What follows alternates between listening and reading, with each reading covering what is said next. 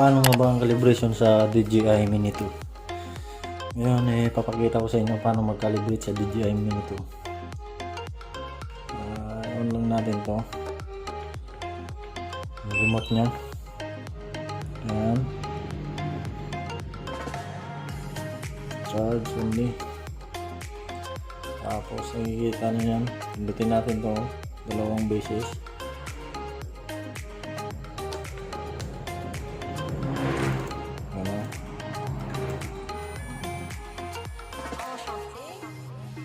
Siya.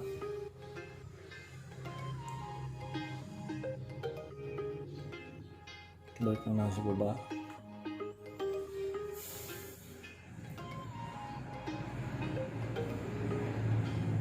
Tapos pindutin lang natin itong tatlong dot.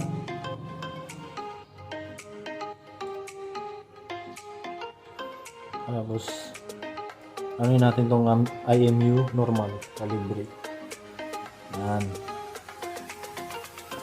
Tapos start lang natin.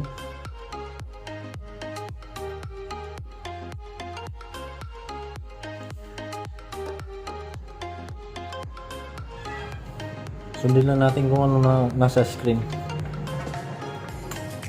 Yan.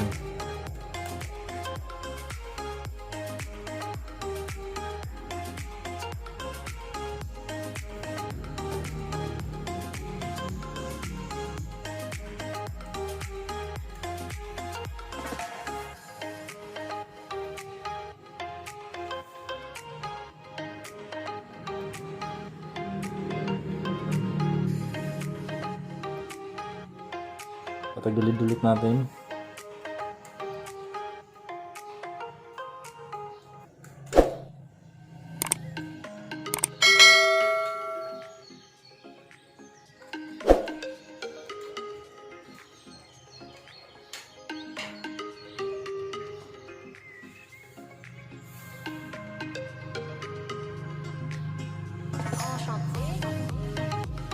Tapos patayo.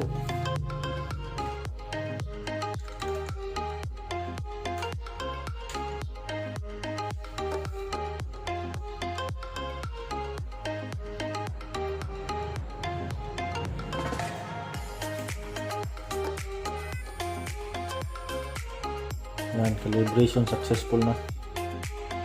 Okay na tayo mga loads.